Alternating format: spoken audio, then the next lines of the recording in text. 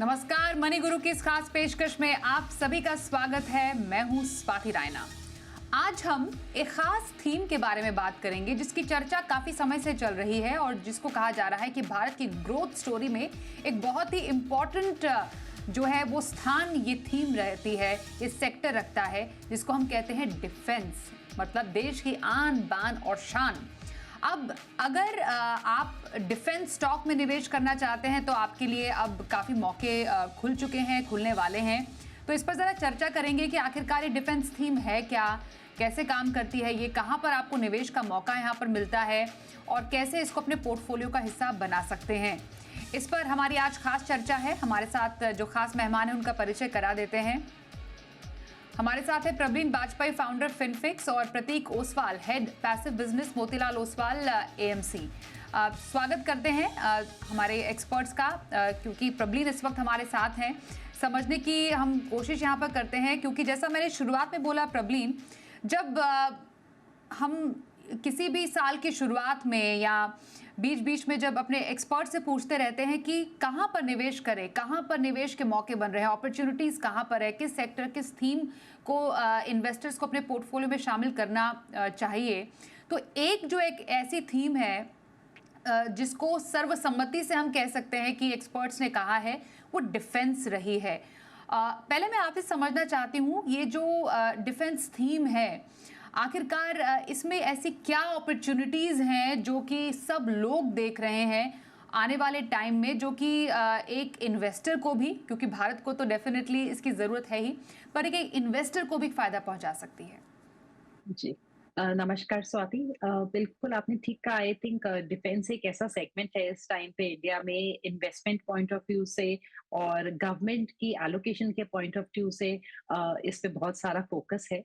पहले हम थोड़ा-सा basic defence sector of India समझते हैं और जो स्पेंडिंग्स रही हैं डिफेंस के ऊपर। ग्लोबली अगर हम देखें तो हमने देखा है कि 2023 में करीबन 2.4 ट्रिलियन यूएस डॉलर्स की ग्लोबली स्पेंडिंग की गई है और पिछले 10 साल में जो डिफेंस स्पेंडिंग है वो ग्लोबली करीबन 3% से इंक्रीज हुई है। इंडिया में अगर हम स्वाति देखें तो यही जो स्पेंडिंग है डिफेंस पे, ये 10% से बढ़ी है।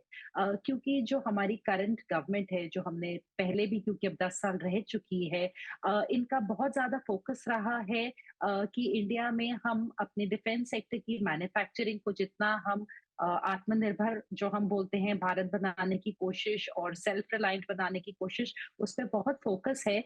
और एट द सेम टाइम अपने डिफेंस के एक्सपोर्ट्स को बढ़ाने के ऊपर बहुत फोकस है। तो इन दोनों चीजों के चलते हम लोगों ने देखा है कि जो बजट एलोकेशंस रहे हैं डिफेंस सेक्टर को, वो काफी अच्छे रहे हैं, लगातार बढ़ते रहे हैं और सेम ट्रेंड आगे हम मेरे ख्याल से देखते रहेंगे। ये एक छोटा नीश स्पेस है अभी भी इंडिया में, जहाँ पे लिमिटेड कंपनीज है, बहुत ज्यादा कंपनीज नहीं है, बट हमारे पास ऑलरेडी कुछ पीएसयूज हैं और प्राइवेट प्लेयर्स हैं जो लिस्टेड कंपनीज हैं जो इस सेगमेंट में है। एंड कमिंग ईयर्स में हम अगर देखते हैं तो हमारी जो इंडिया की डिफेंस स्पेंडिंग है वो करीबन 100 से 120 बिलियन यूएस डॉलर्स होनी चाहिए, जो करीबन 80 के अराउंड है अभी। और अगर ऐसा हुआ तो डेफिनेटली इस सेगमेंट का बहुत पोटेंशियल है। But at the same time Swati, पिछले एक साल में हमने इन स्टॉक्स को बहुत तेजी से ऊपर जाते देखा है। तो ग्रेट अपॉर्चुनिटी, पर थोड़ा सा कॉशन के साथ डेफिनेटली अप्रोच करने की at the same time requirement है इन्वेस्टर्स के लिए। एब्सोल्युटली। प्रतीक ओसवाल भी इस वक्त हमारे साथ हैं, मोतीलाल ओसवाल एएमसी में पैसिव बिजनेस के हेड हैं। प्रतीक, स्वागत करते हैं। यही समझने की कोशिश कर रहे हैं, जब हम थीम्स की बात करते हैं तो डेफिनेटली एक टाइमिंग बहुत इंपॉर्टेंट हो जाती है, और ये टाइम भी एक्चुअली है काफ़ी ज़्यादा मुफीद इस पर बात करने का। हम देख रहे हैं कि अभी एक बड़ा बजट हम देखेंगे, और एक डिफेंस सेक्टर एक ऐसा सेक्टर है जहां पर सरकार का हमेशा ऐसा एक फोकस रहता है। अगर इसकी इम्पोर्टेंस की बात करें, आगे आने वाले कुछ महीनों की बात करें, तो डिफेंस में क्या मौके नजर आ रहे हैं आपको? हाँ, नमस्ते स्वाति जी। हमने देखा है कि लास्ट 10 सालों में इंडिया का जो डिफेंस बजट है वो करीबन लास्ट ईयर 5 लाख करोड़ है, सो अराउंड 5 लाख करोड़ का हमारा बजट है। और वो जो अगर आप देखते हो ओवरऑल बजट में 13% का हमारा फोकस डिफेंस में है। तो ये बहुत ही हैवी आइटम है, और ये हैवी आइटम है, और और ये आइटम हर साल 10% से ग्रो हो रहा है। तो ये जो अपॉर्चुनिटी साइज है हमारे जो अगर आप देखते हो मोस्ट ऑफ द स्पेंड जो हम देखते हैं वो एक्सपोर्ट्स में चल जाता है। हमारे जो एक्सपोर्ट पार्टनर्स है, इंपोर्ट पार्टनर्स है, वो है रशिया, फ्रांस और यूएसए। तो अपॉर्चुनिटी साइज बहुत ही ज़्यादा है। और हमने देखा है कि ये जो नई गवर्नमेंट जो आई है लास्ट 1 महीने में, उनका ये जो उनका ये सलाह है कि जो हमारा फोकस था डिफेंस सेक्टर में लास्ट 5 सालों में, वो फोकस कंटिन्यू रहेगा। तो हमारे हिसाब से ये जो फोकस है ये सेक्टर में, ये जो एक्सपोर्ट्स का भी जो फोकस है हमारे सेक्टर में बहुत ही ज़्यादा रहेगा। और अपॉर्चुनिटी है इंपोर्ट्स में, अपॉर्चुनिटी है एक्सपोर्ट्स में, और अपॉर्चुनिटी है इंपोर्ट सब्स्टिट्यूशन में, जहाँ पे बहुत सारा हमें जो सेल्फ रिलायंस का जो थीम है वो इस सेक्टर में आ सकता है। एब्सोल्युटली। तो डेफिनेटली एक अपॉर्चुनिटी बेस है यहाँ पर डिफेंस में, जिसको एक्सप्लोर करने की कोशिश की जा रही है। इन्वेस्टर्स, अगर आप इसका हिस्सा बनना चाहते हैं तो आपके पास हम जो चर्चा कर रहे हैं वो मौके हैं। अब मौके कहाँ पर हैं, ज़रा ये समझने की कोशिश करते हैं। जो एक ये जो पूरा एक यूनिवर्स है डिफेंस थीम का, प्रबलीन, वो बहुत ज़्यादा बड़ा नहीं है। आपने शुरुआत में कहा भी था। अगर हम इस पूरे इंडेक्स को समझने की कोशिश करें तो क्या कॉन्स्टिट्यूशन है इसकी, कितना बड़ा ये इंडेक्स है, क्या क्या इसमें शामिल है, कैसे ये एक इन्वेस्टर को भारत के जो ग्रोथ स्टोरी है जो कि डिफेंस जिसमें शामिल है उसमें इन्वेस्ट करने की अपॉर्चुनिटी देता है। जी। बिल्कुल स्वाति, जैसे आपने बोला, बिकॉज़ इंडिया का डिफेंस उसके लिए बहुत इम्पोर्टेंट है। हमारे इतने ज़्यादा बॉर्डर्स हैं, उसके साथ-साथ हमारा ऑलरेडी, जैसे अभी प्रतीक ने मेंशन किया, हम काफ़ी इम्पोर्ट करते आए हैं अपने जो डिफेंस की नेसेसिटीज़ हैं, और उसको हम ऑब्वियसली चाहते हैं कि हम इंडिया में मैन्युफैक्चर करें, बिकॉज़ मैन्युफैक्चरिंग भी करंट गवर्नमेंट का एक बहुत बड़ा फोकस पॉइंट है। और जब भी कोई ऐसी थीम इमर्ज करती है, उसको रिप्रेजेंट करने के लिए मार्केट में उसके इंडेक्स बनते हैं। जो इंडिया का सबसे पॉपुलर इंडेक्स जो हमारी ब्रॉडर मार्केट्स को दर्शाता है, वो निफ्टी 50 इंडेक्स है। ऐसे ही डिफेंस सेक्टर की कंपनीज का जो एक कंपाइलेशन है और एक जो सेगमेंटेशन है, उसको दिखाने के लिए हमारे पास निफ्टी का इंडिया डिफेंस इंडेक्स है। ये जो इंडेक्स है स्वाति, इसको इनने 2018 के बेस ईयर से शुरुआत की है, जहाँ पे उसकी बेस वैल्यू 1000 लेके चले हैं, और ये हमारी इंडिया की डिफेंस थीम को दर्शाता है। यहाँ पे उन कंपनियों को जोड़ा जाता है जिनका मिनिमम 10% रेवेन्यू डिफेंस से आता है। उसके अलावा हमारे पास एक ग्रुप है जिसको हम लोग बोलते हैं society for Indian defence manufacturers, जहाँ पे बहुत सारी कंपनी शामिल हैं। और इस इंडेक्स में आने के लिए आपको उसका हिस्सा होना चाहिए, या फिर जो एम्फी की बेसिक सेगमेंटेशन है इंडस्ट्री की, जैसे कैपिटल गुड्स हो गया, केमिकल्स हो गया, आपको उसका हिस्सा होना चाहिए। यानी कि इस इंडेक्स में शामिल होने के लिए आप ब्रॉडली निफ्टी के जो एक मार्केट इंडेक्स में आप एक लिस्टेड कंपनी होने चाहिए, और फिर फर्दर इन फिल्टर्स को लगा के जिन कंपनीज का फोकस डिफेंस की तरफ है, उनको जोड़ा जाता है। ये एक मार्केट कैप बेस्ड इंडेक्स है, यानी कि स्वाति, जो कंपनी जितनी बड़ी होगी उसका वेटेज इस इंडेक्स में उतना ही ज्यादा होगा। मैक्सिमम वेटेज किसी भी कंपनी का इसमें 20% 20% तक हो सकता है, उससे अधिक नहीं। और इस टाइम पे जो टॉप 10 इसके कॉन्स्टिट्यूएंट्स हैं, उनका ओवरऑल वेटेज करीबन 95% है। क्योंकि इसमें लिमिटेड कंपनीज है, यानी कि वो 10 कंपनियां अकेले ही करीबन 95% शेयर ले लेती हैं इंडेक्स का। और इसमें कभी भी मिनिमम 10 से लेके मैक्सिमम 30 कंपनीज इस इंडेक्स का हिस्सा बनेगी। ये ब्रॉडली इस इंडेक्स कॉन्स्टिट्यूशन है। अगर हम मार्केट कैप के बेसिस पे देखें स्वाति, तो इस टाइम पे लार्ज कैप्स करीबन 42-43% हिस्सा बनाते हैं इस इंडेक्स का, मिड कैप्स करीबन 20%, और वहीं स्मॉल कैप्स करीबन 37-38% का हिस्सा है इस इंडेक्स का। एंड ये इंडेक्स इंडिया की डिफेंस इंडस्ट्री को, डिफेंस का जो एक सेक्टर है, उसको बहुत ही खूबी से रिप्रेजेंट करता है। Okay, so as an AMC representative Prateek, आपसे समझना ज़रूरी है कि ये जो एक अपॉर्चुनिटी है डिफेंस में, इसको एक इन्वेस्टर कैसे ज़्यादा से ज़्यादा अपने पोर्टफोलियो में शामिल कर सकता है? अभी अगर किसी को निवेश करना है तो क्या तरीके हैं? क्योंकि अगेन एक थीम है, जो थीमेटिक जो निवेश होता है वो थोड़ा रिस्की होता है, तो एक इन्वेस्टर को समझना क्या है किसी ऐसी थीम में निवेश करने से पहले? हाँ जी, ये बहुत ही अच्छा क्वेश्चन है। तो हमारे हिसाब से अगर आप कोई भी थीमेटिक या फिर सेक्टर फंड को देखते हो, तो उसका रिस्क प्रोफाइल बहुत ही ज़्यादा रहता है, सिक्लिकलिटी रिस्क भी रहता है और हमारे हिसाब से ऑलरेडी ये सेक्टर में बहुत सारा ग्रोथ आ गया है। सो हमारे हिसाब से बहुत सारे जो निवेशकों को जिनके पास उनका रिस्क प्रोफाइल थोड़ा अग्रेसिव हो या फिर उनको उनको वॉलेटिलिटी से ज़्यादा कम्फर्ट होता है, तो उनके लिए ये बहुत ही अच्छा फंड है। तो रिस्क बहुत ज़्यादा होना चाहिए और ये फंड का आई थिंक ये जो सबसे बड़ा रिस्क है कि इसमें ज़्यादा ट्रैक रिकॉर्ड नहीं है। ये सिर्फ़ 5 साल का ट्रैक रिकॉर्ड है बिकॉज़ 5 साल के पहले ये सेक्टर का ज़्यादा रिप्रेजेंटेशन था नहीं हमारे कैपिटल मार्केट्स में और कंपनियाँ भी बहुत कम हैं। सिर्फ़ 15 कंपनियाँ अभी ये इंडेक्स में हैं और होपफुली नेक्स्ट 3 या 4 सालों में ज़्यादा कंपनियाँ रहेगी।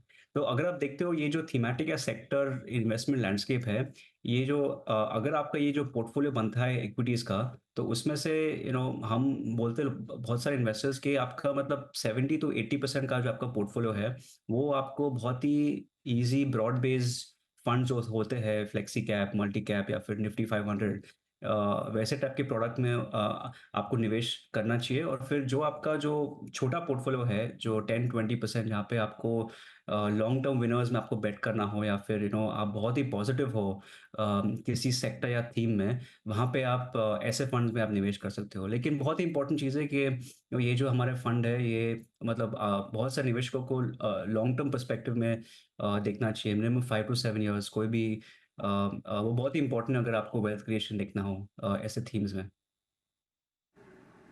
ओके, तो वेल्थ क्रिएशन का एक तरीका हो सकता है थ्रू इस सेक्टर भी, क्योंकि प्रतीक ने एक पॉइंट यहाँ पर काफ़ी इंपॉर्टेंट कहा, क्योंकि काफ़ी पुराना ट्रैक रिकॉर्ड नहीं है and same goes for NFOs also. मैं प्रतिभा आपसे जानना चाहती हूँ, काफ़ी सारे जो इन्वेस्टर्स हैं जो कि एक नया फंड अपने पोर्टफोलियो में ऐड करना चाहते हैं, वो एनएफओ में निवेश करते हैं। प्रबलीन, तो प्रबलीन ऐसे में क्या आपको लगता है कि किस तरीके से एक एनएफओ को अप्रोच करना चाहिए? कब लेना चाहिए एनएफओ, कब थोड़ा अवॉइड करें या थोड़ा इंतजार करें, स्पेशली ऐसी थीम में जो कि कंपैरेटिवली बहुत नई है? जी। स्वाति, आई थिंक जैसे अभी प्रतीक ने बोला कि आई थिंक सबसे डिफिकल्ट चीज़ इस टाइम पे ये है कि इसमें ऑलरेडी हमने बहुत ग्रोथ देखी है इस सेगमेंट में। अगर हम यहाँ की टॉप कंपनीज़ की बात करें तो जैसे एचएएल हो गया, वहाँ पे हमने ईयर टू डेट 88% का राइज़ है उनके स्टॉक प्राइसेज़ में। 1 साल में 170% का उन्हें रिटर्न दिया है। आप भारत इलेक्ट्रॉनिक्स को देखिए तो 150% का 1 ईयर में रिटर्न है। सोलर इंडस्ट्रीज़ को देखिए तो आपका 155% का ग्रोथ है। तो कई बार यहाँ पे निवेशकों के लिए बहुत इंपॉर्टेंट है कि जब आप एक एनएफओ में इन्वेस्ट कर रहे हैं, तो हम ये चीज बहुत बार दोहराते हैं कि आप पीछे के रिटर्न्स देख के मत चलिए, आपको लंबे समय का सोचना है। अगर इंडिया अपना इंपोर्ट सब्स्टिट्यूशन करता है या डिफेंस मैन्युफैक्चरिंग करता है, तो लंबे समय के लिए इन कंपनीज में आपको निवेश करना है। अगर हमारी एक्सपोर्ट बढ़ती है डिफेंस की, तो पहले तो आप रिसेंसी बायस में आके और कहीं ना कहीं जो हम ग्रीड कि एक चक्रव्यूह में फंस जाते हैं। अगर आप वो करेंगे और खूब सारा पैसा एक साथ लगाएँगे तो शायद आप डिसअपॉइंट होएँगे। तो एनएफओ में अप्रोच करने के लिए स्वाति डेफिनिटली बहुत इंपॉर्टेंट है कि आप इस फंड के रिस्क और रिटर्न जो दोनों एस्पेक्ट्स हैं उनको समझिए। बहुत अच्छा पोटेंशियल है, पर हमने बहुत ज़्यादा तेज़ी से रन अप भी देखा है तो रिस्क भी हाई है, वोलेटिलिटी रह सकती है। सो ऐसे में निवेशकों के लिए ज़रूरी है मेरे ख्याल से कि वो इस सेगमेंट को प्रोबेबली एक स्टैगर्ड अप्रोच या एसआईपी अप्रोच के थ्रू लें। और जैसे अभी प्रतीक ने बोला कि उसका एलोकेशन अपने पोर्टफोलियो में आप बहुत भारी मत रखिए, क्योंकि एक थीमेटिक सेक्टोरल फंड है, तो यहाँ पे जो आपका एलोकेशन है वो भी लिमिटेड होना चाहिए and definitely long time period के लिए ही होना चाहिए। एंड इसके अलावा वैसे भी हमारे पास एक ही और फंड है अवेलेबल, तो निवेशक अपने रिस्क रिवॉर्ड को समझ के, अपने गोल्स को समझ के ही निवेश करें।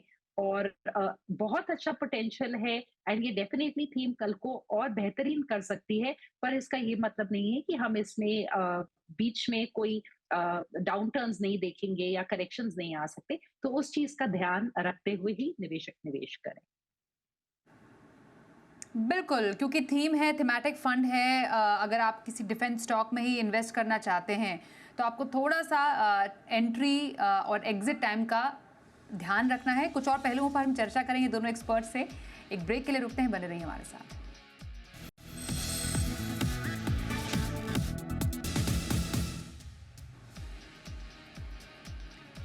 डिफेंस सेक्टर के दम की हम बात करें, डिफेंस सेक्टर में अगर आप मौके तलाश रहे हैं तो काफ़ी सारे अपॉर्चुनिटीज़ आपके पास है। अभी प्रवीण वाजपेयी हमारे साथ है, फिनफिक्स से हैं, प्रतीक ओसवाल हेड हैं, passive business Motilal Oswal AMC से।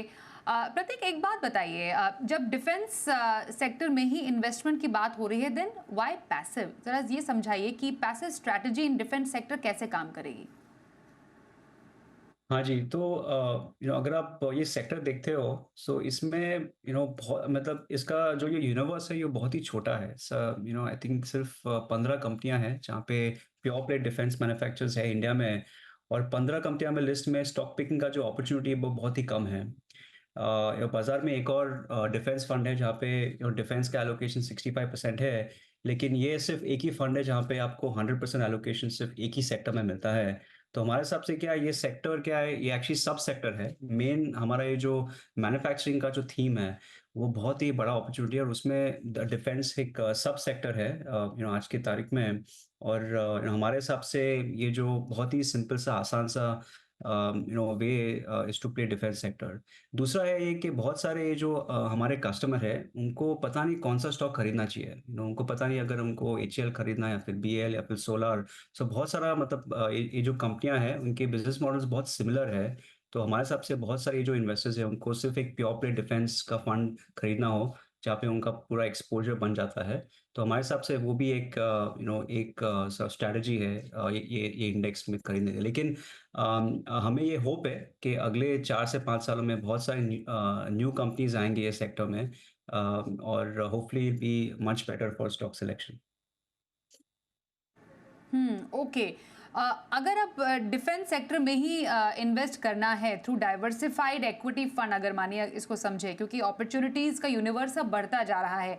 अगर यहाँ पर अपॉर्चुनिटी बन रही है तो डेफिनेटली आगे और भी हम इसमें संभावनाएं देखेंगे। प्रतीक ने इसके फायदे बताए, पर एक क्या डाइवर्सिफाइड एक्विटी फंड से भी अगर मानिए डिफेंस सेक्टर में ही स्टॉक्स का फायदा लेना है, टॉप क्वालिटी स्टॉक्स का लेना है, तो क्या कुछ ऐसे मौके हैं within active space also Prabhleen, जहां पर एक्सप्लोर किया जा सकता है थ्रू इन्वेस्टर्स? जी स्वाति, पिछले साल एचडीएफसी ने एक फंड लॉन्च किया था जो एचडीएफसी का डिफेंस फंड है। एग्जैक्टली एक साल हुआ है, इनफैक्ट जून में ही मई जून में ही लॉन्च हुआ था।